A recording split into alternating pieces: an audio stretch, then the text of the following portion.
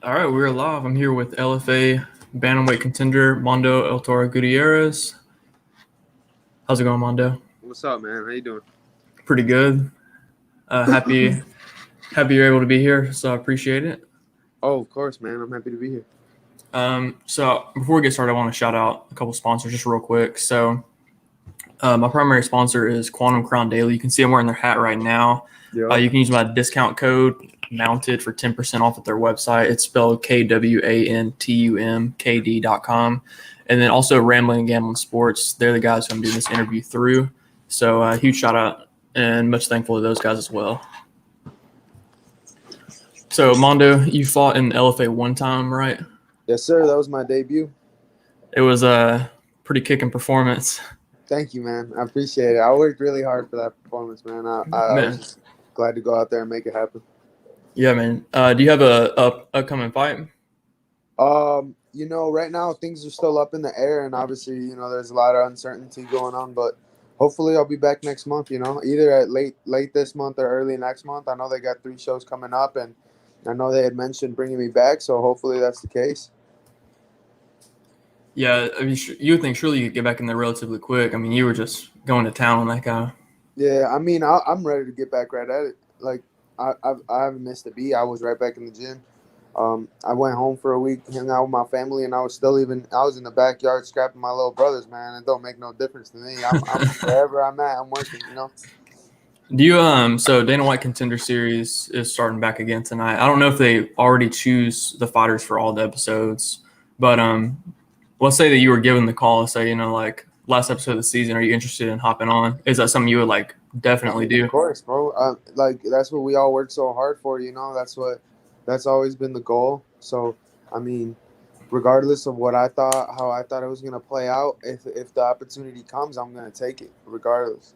There might be a lot of naysayers. There might be a lot of people, it's too early or this and that, but that's not the case because, even though I'm young and I'm still learning, my work ethic has always been top tier, and my performances have always shown that because, I train really hard and I train like I'm already at that level. I have since day one. So, if that's what I'm preparing for and that's always been the goal, then why not? Time to hop in. Where did you fight at before LFA? My main promotion is Lights Out Championship, which is out of Grand Rapids. It's owned by Matt Frendo, and he's a really cool dude, really good friend of mine, and he's out here making shit happen for Michigan guys. He's getting a lot of guys signed to other promotions, getting a lot of guys shots at contender series, stuff like that. So, it's a big growing promotion, and it's been doing really well. That's solid, man. How was the atmosphere at your most recent fight with no fans in the crowd? How do you think that affects?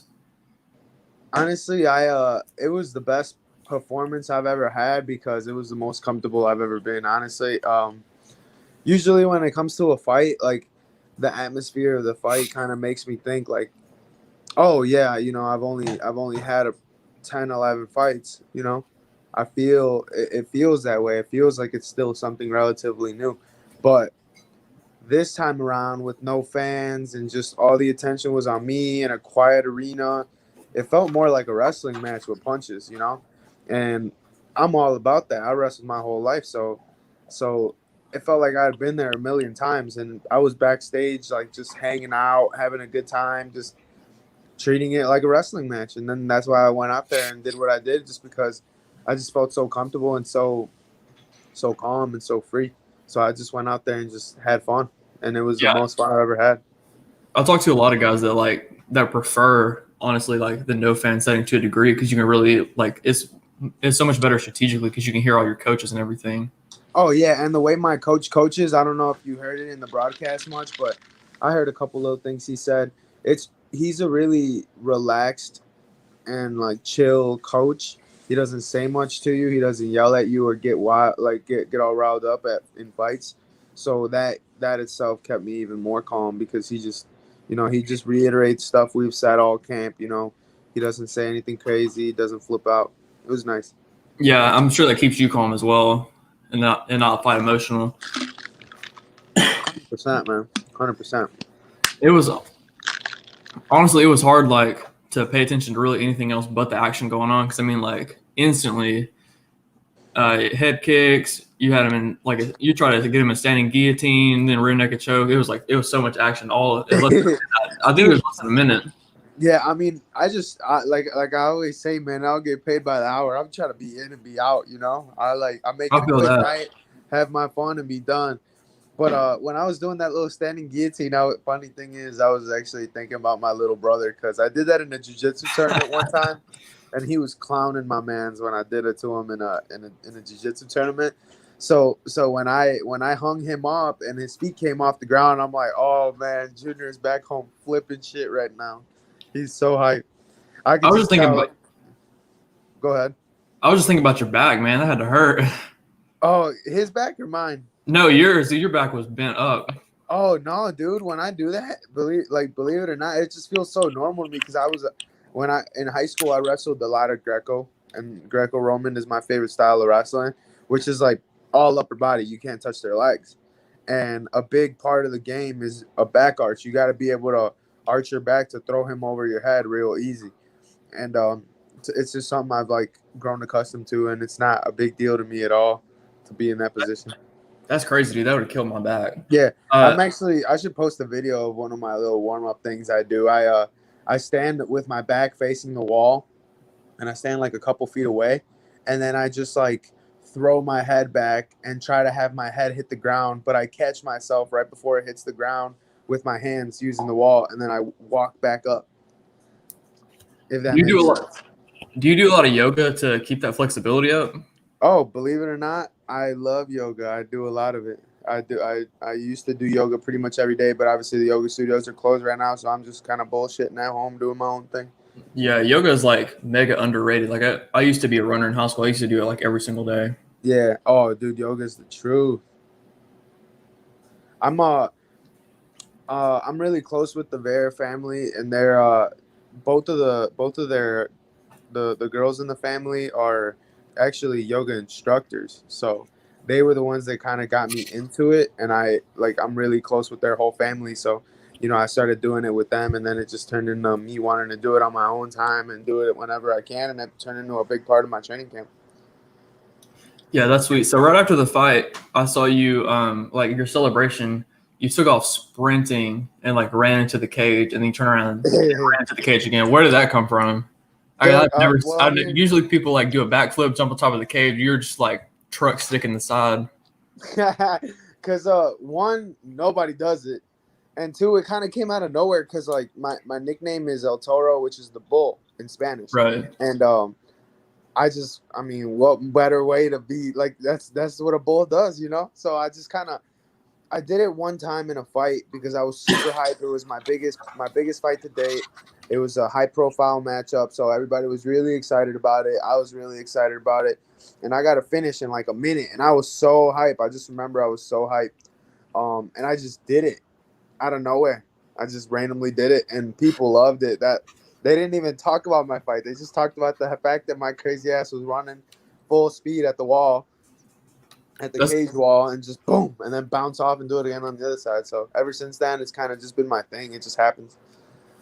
that's really what you have to do sometimes. I was talking to Chris Lieben one like a couple weeks ago, and I was like, "Dude, why do you dye your hair red?" And he was like, "The only reason why is so the UFC would notice me. Like, I don't know if I ever even get to the UFC without red hair." So I mean, stuff like that works for you. You'd be surprised. Exactly. I mean, you got to do something that sets you apart, and now people know that that's what I do. Crazy little short Mexican dude is just like running this shit through the fence every time. It's the best part. The style that you came out with against Jeff Jepson was like super wild, like super aggressive, fast paced. That's typically how you come out? That's how you would come out in a normal fight. You said you like Oh to yeah, get in, get out. yeah, dude. I'm a fast starter. I just like when they're trying to figure me out is when I'm throwing everything at them. Like there's nothing to figure out. I'm in your face. That's the only thing there is to figure out. Pressure's always been my best friend. Like in wrestling, now regardless, like um in every combat sport that I've ever competed in, like pressure's been my best friend. And if it ain't broke, don't fix it. So I've always tried to be the first one to hit. I've always been trying to be the first one to put pressure on somebody, the first one to make them feel something. and so he can give me something, and then I work from there. Do you feel like you're less susceptible to counter strikes because you do it in that early, in that like the feeling out period? Not necessarily, because I'm a short dude, so it's kind of hard. It's a little harder for me than most to get in and out. So a big part of my game is to, you know, I try to I try to minimize the damage regardless. So if I know I'm fighting a striker, I'll come in a little different. But regardless, that the end goal is always the same. I'm trying to get right in there, and trying to get inside and trying to impose my will quick as possible. Sometimes that's with kicks. Sometimes it's with punches. Sometimes it's just with stepping forward and wrestling. It just depends. Um, I do a lot of film, so I really just I try to pick up on little cues that they have and see what I'm working with. You referenced the height a couple times. Are you a bantamweight long term, or would you consider moving down to flyweight to be more like height wise, more like I don't know, because you didn't really feel that much shorter than Jepsen, but Yeah, he's the only dude I'd ever fought that was my height. Believe it or not. I did my entire career. My first fight was at 55, and then I did the rest of my fights at 45. And this was my debut at bantamweight, which a lot of people didn't know. And it took everything and then some to make that weight class. It took everything. I mean, it wasn't hard. It wasn't a brutal cut. Like if people saw me, they saw that I did it right. I was super diced up. I felt really good. I was still healthy, still had energy. I was still talking. I wasn't stupid. But it did take a lot. It was really tedious. Like 6 consistent weeks of caloric deficits, 6 consistent weeks of not cheating, of working with the dietitian and doing everything right. So, I mean, flyweight is absolutely impossible for yeah, me. not There's there. Yeah, no way. There's yeah. no I way. didn't know. I didn't know it was your bantamweight debut either. So you're a lot closer to being a featherweight than a Oh flyweight. yeah. Would you consider moving up? Um, Dude, honestly, I still feel good for 45. Like if a short notice fight came up at 45, I'd take it. I really don't. I don't feel like I'm a small 45er by any means. Like when I was out there, yeah, I'm the shorter guy, but I'm used to fighting guys taller than me. Pretty much everybody I fought was 6 feet before this guy.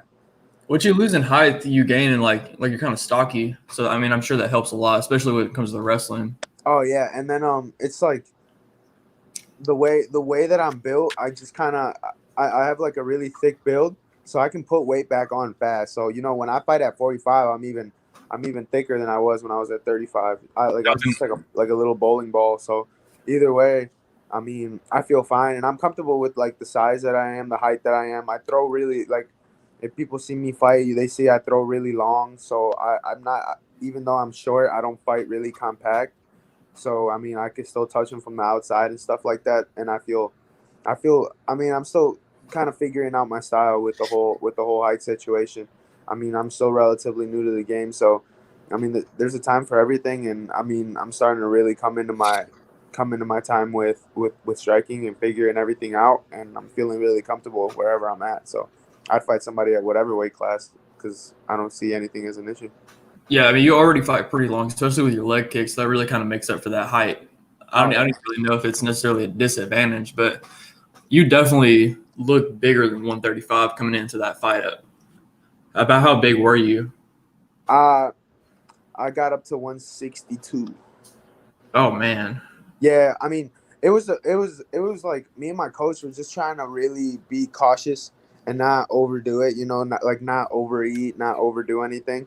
But the thing is, my body was just taking it all in, because it had been so long since I had filled it up like that, and my body was just really locking up all that water, locking up all that food.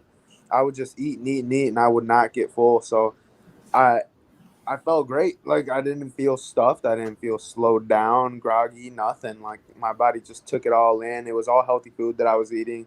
I replenished really, really well. Obviously, you got to rehydrate big, so I was able to do that, and I just kept getting heavier. does LFA weigh in the day before the fight Yeah, like UFC yeah, does? yeah. So in that like They weigh in the day before, but they weigh in the morning, which is something I'm not used to, which was awesome because I got that's an extra what 6 7 hours that I yeah, get to replenish. yeah, so in like that 36 40 hour period, you gained almost 30 pounds. That's crazy. Yeah.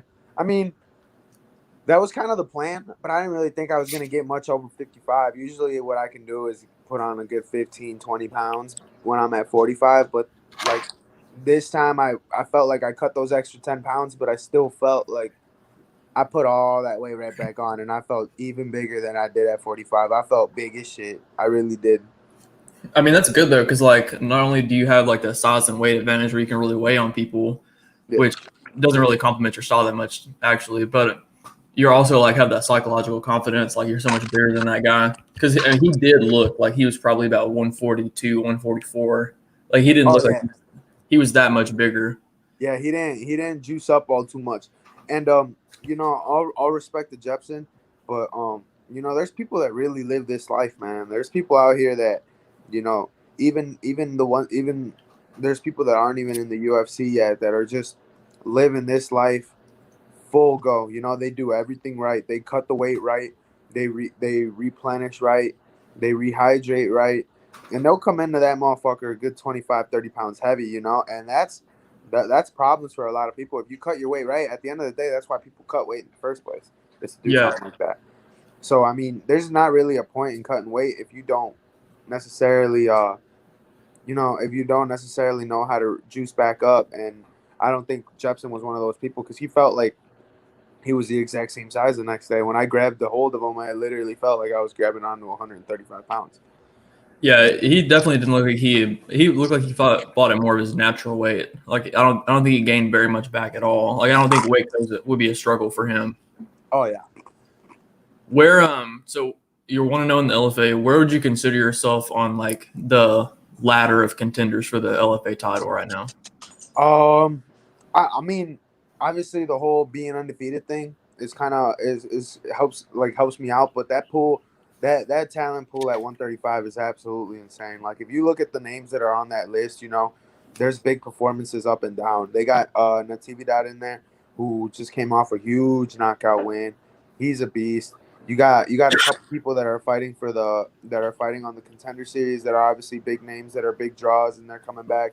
Like you never know. I mean, I really do hope they all get signed, but you never know. They might have to come back. So at the end of the day, I know I got my work cut out for me. I got a couple fights left before I can fight for a belt there or anything like that. But that is the goal, and make no mistake, I am coming for it. Like that, I'm training my ass off to get to that, and hopefully everything plays out in my favor. I train really hard, and I'm just trying to make shit happen. So regardless of where I sit in that pool, one thing they can't deny is that they see me coming, they see me working. Here's my dog acting crazy. They see me working, and they know that I'm taking this real serious, and I'm really out here trying to make it happen. So they know that my goals are clear cut. They know where I'm sitting. Does being undefeated add like an extra level of pressure? Like you you seem like a really marketable fighter. The hype builds behind you with every single fight. I understand there's quite a bit of hype behind you, and for good reason. Um, do you feel like, let's say, like, I'll give you a perfect example. Edmund Shabazian this past weekend, enormous amount of hype. Dude's undefeated. He takes that loss. Now it's like, oh, I don't even know if this guy's a real deal anymore. Does that add like some pressure? Because you like, I mean, God forbid you lose, but let's say you do, and now people are like, oh, maybe he's not all that. Does that undefeated tag add a little bit of pressure to you? I feel like it doesn't. I think it just shows, that like, I work real hard for this. I mean, if my goal is to be in the UFC and be one of the best in the UFC, losing just ain't an option right now. Like what I look like training my ass off to win every fight in the UFC and go into the UFC and be a world champion when I'm losing fights on the regional scene. So I Right. mean, there's no pressure that anyone could put on me that I don't put on myself. I'm my biggest critic. I'm the one that puts the most pressure on myself. I'm the one that does everything. No one is gonna say anything that to me or say anything about me that I haven't said about myself. That's like I am my hardest critic, and I work my ass off to get to where I'm at and to where I'm going. And I really don't think the undefeated thing puts a whole lot of pressure on me because I'm just trying to keep building it up, and that's all it really is. I haven't really cared much about that. As far as the Shabazian thing goes, I was telling everybody I was watching with, I don't think his stock really went down after that fight. You know, I mean, he won that first round. He looked real solid. Like it's the biggest test of his career. You know, I mean, granted, Brad Tavares is a huge test as well. You know, and he passed that test with flying colors. But this right here was a different animal. You know, you got Derek Brunson who just switched camps, and you know he's a vet and he's seen a lot of shit. So that fight kind of played out the way I thought it was gonna. If he didn't get that first round finish, you know he was gonna be in for a little bit of trouble. But I don't think necessarily his stock went down at all. He just needs time. That's all. You know, it's bound to happen at some point. There's no easy fights in the UFC. So I mean, a loss. I'd rather that loss be in the UFC than be here. Right, and I totally agree with you. Talking about Shabazi, I still think he's a number one, number two prospect in the UFC, but I think Brunson just kind of out strategized him. No, that if you get him out of the first round, he's going to run out of gas. 100%, man. It's just, and I don't even think it's an athletic thing. I think it's more of a mental thing. You know, he's just so mentally conditioned to finish every fight in the first round that when it doesn't go his way, all of a sudden you hear yourself breathe and you see your mouth opening, like you're breathing through your mouth. You're starting to think. So, I mean, that's something that like you got to be ready for. You know, you have to be ready for it. And who am I to say that he didn't train that way or that he wasn't thinking about that? But I mean, it's all part of the game. So hopefully, hopefully he gets back in the win column because I like him a lot and I think he's a beast. And you know, he's still real young. I'm pretty sure he's younger than me. So He's 22. yeah, see, I'm 23. I just turned 23. So yeah, he's younger than me, bro. And everyone thinks that I'm a young guy in the sport. That dude is a real young guy in the sport. Yeah. He's out there with the best in the business right now, and he's my age. You know. So I think the future's real bright for him. You know, all that did was teach him a couple things, and he's just gonna go back and work harder. If he really is the future of MMA, like he says he is, he's just gonna go right back home and work on all those things that you know he did wrong, and yeah, you know he'll be back. Speaking of young guys being in the UFC, I'm sure you have a lot of like pretty realistic and detailed goals for yourself. When do you? Because I mean, I've only seen your one fight that I've really even had access to, but I see like definitely the UFC is like within reachable distance for you. About when do you see yourself making that jump? Honestly, when I first started this, I was planning on being in when I turned 24, which would be February of next year. But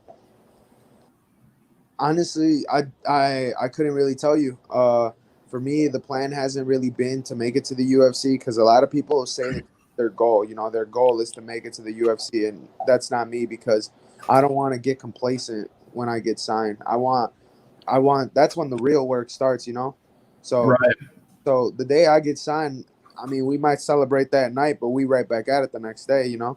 Um, I think ideally I wanna be in by the time I'm 24, but you never know. I mean, if I go like if everything goes as planned and I get this fight September 4th or the last week of August, I go out there, you know, catch another dub, put out another good performance. God willing, I'll potentially get plugged in as a last minute alternate, you know, and go ruin somebody's day on the contender series or something like that. It's as soon as that, or it's as late as you know next year's contender series, or maybe a short notice next year, and just keep racking up the wins. I like honestly, I have a really good management company, so you know I'm sure they're gonna point me in the right direction. Same with my coach, they'll point me in the right direction. I'm just gonna keep working my ass off because at the end of the day, the end goal doesn't change, you know, but I'm training to be ready for anything up until that time comes. Yeah, and that was kind of what I was thinking. Like COVID-19 could really play in your favor. Like a couple weeks down the road, somebody tests positive on the contender series. It's like you got a limited list of people who can call it to be ready. Mm-hmm. And they know I'm ready, and that's one thing. You know, that's one thing I take a lot of pride in, and I hope everyone knows that, is that if they need somebody, call me. I'm there. I'm ready. I'm ready. If I can make weight, I can fight. Guaranteed. Right. And that's the guys that Dana really wants to have. So those guys that really want it, like the go-getters and the finishers. Yeah. That's why I said, like, I really see you in the UFC, like, pretty soon, to be honest, like, relatively soon. Because you're marketable, you're a finisher, and you know, you want to fight. Oh, yeah. I appreciate it, man, for real. Yeah. That's the one thing that I really want my reputation to be. I want to be known as, you know, the hardest worker in the room. I want to be known as the dude that, you know, lives this life full time. I don't take breaks. I don't do this just just at part time. This is my job. This is what I do. Yeah, like I said, you only have one fight on like on LFA UFC Fight Pass. That's the only one I've seen. But watching that one, I'm a big fan. I appreciate it, man. Yeah, I know I got a few on YouTube. I got some amateur ones on there, and then I got my most recent fight for Lights Out on there as well. So there's some good ones on there. Yeah, I'll definitely check those out. Hell yeah, I appreciate it, brother. Yeah, I don't really have anything else. Do you have anything else that you like to say? Not really, man. I'm just glad you gave me the time. It was cool. Yeah, man, I'm glad you took the time out today. Want to give one last shout out to Quantum KD, to Tony and Garrett at Ramblin' and Gambling. Also to everybody watching this, I have a lamp coming in the mail. My lighting is terrible. Yeah. It will be fixed next time. Mando, I really appreciate it, man. Hey, I appreciate the time, my brother. Thank you. Yeah, thanks for the time, and have a good one. You too, my bro.